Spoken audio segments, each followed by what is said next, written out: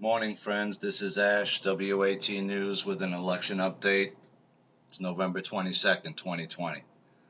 We got our first strike yesterday on YouTube for posting a particular article and a dig that I had done, and I had to take that article down off of YouTube. But if you follow my Rumble page, which is WATN, the link is on my main YouTube page. You can get to this article, which I won't talk about because I don't want my video to get messed up.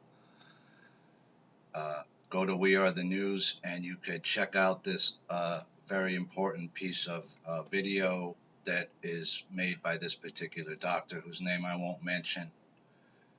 And here is, so you can go to the WATN Rumble and find that video. Okay, I had to take it off YouTube. I got a strike last night. I appealed that strike, and I was told that my appeal was turned down. So I wanted to get that article out there, and I also only have 2 people on my Rumble. So guys, if you're on Rumble, check out WATN, We Are the News. That's me. Uh, that's our Rumble page that I set up with some of our digs, and it's going to update all the stuff that goes off YouTube will go there as well. So you can view that here. I won't take too much more time about it. So you can get to that Rumble off of the main page on YouTube. It's on the top there, on the top right on the banner. I wanted to cover this other story that I had done a video on a couple of days ago and I didn't release, which is, sorry, not this one, was about the story in Georgia. A second agreement in Georgia between Democrats and Gwinnett County is discovered. This illegitimate deal needs to be addressed. The allegation was that Perkins Coie and lawyer Marc Elias, who is also connected to Hillary Clinton, had been meddling in the Georgia elections, and that a March 6, 2020 consent agreement was reached to alter absentee ballot procedures in the state of Georgia between Republican Raffensperger and his state election board as defendants against the Democratic Party. So the Democratic Party, through Stacey Abrams' nonprofit, the New Georgia Project, also filed a separate lawsuit, and I have a link to it up here. Hillary attorney Marc Elias of Perkins Coie was behind this agreement as well. So here's the other story. Exclusive. Hillary attorney Marc Elias was behind not one but 2 actions messing in Georgia's elections, from Gateway Pundit. Georgia's General Assembly was never even informed about this first secret agreement, so it knows nothing about the second one. The second agreement was also with Perkins Coie's Marc Elias in Gwinnett County, Georgia, just north of Atlanta. Gwinnett County has been part of the National Democratic Machine's strategic, well-funded plan to under the radar to turn red states and counties blue by whatever means necessary, and Marc Elias is that plan's leader. Since 2019, he was busy executing a very organized nationwide lawfare plan to quickly secure fraud-susceptible absentee and mail-in ballot changes in swing states for the 2020 election.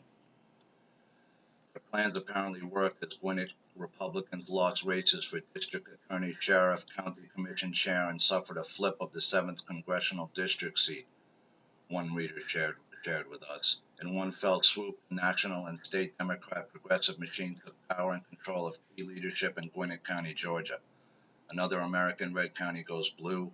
This second secret March 6th agreement does appear to have been a willful and planned act of voter suppression of the Republican vote in Gwinnett County.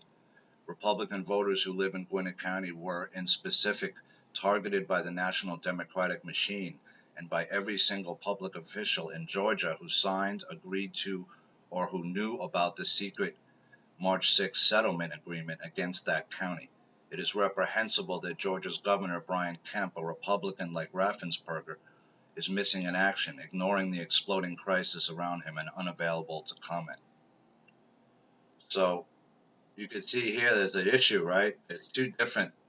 Lin Wood is down in Georgia trying to deal with this issue right now. That was a private agreement reached with Perkins Coie through Marc Elias representing the Democratic Party or some other entity within there to change the way that Georgia was examining and counting their absentee ballots and their vote and the mail-in votes.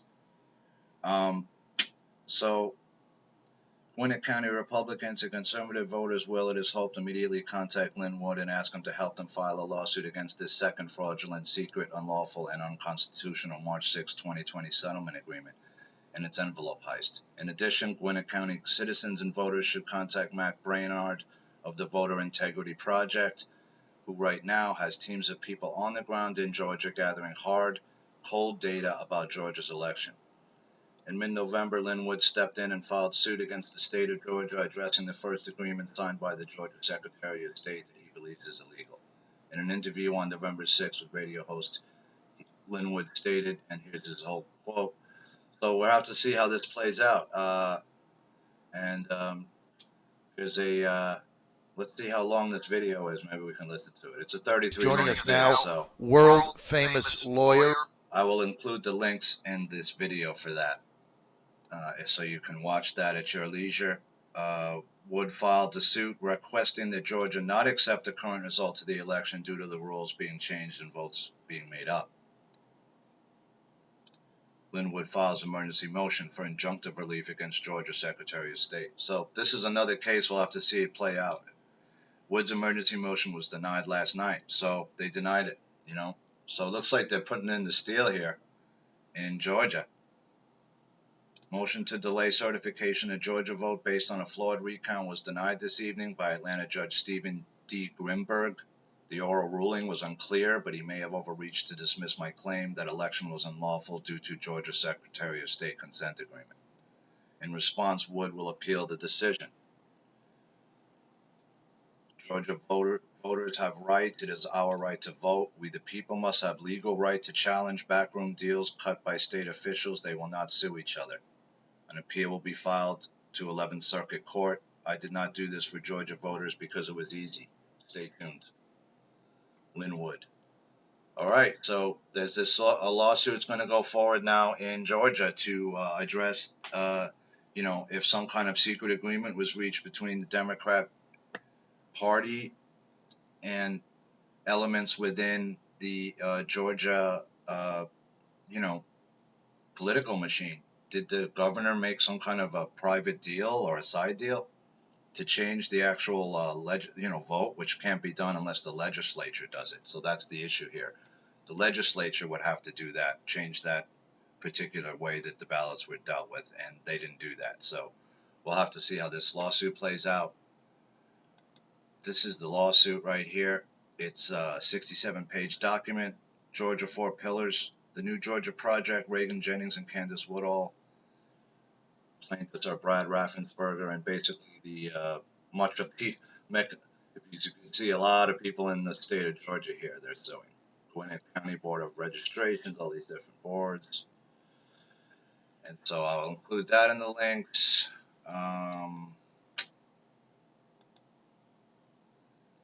Sidney Powell, Georgia is the first state I'm going to blow up, and Mr. Kemp and the Secretary of State need to go with it. There's a little video here. Sidney Powell dropping Moabs.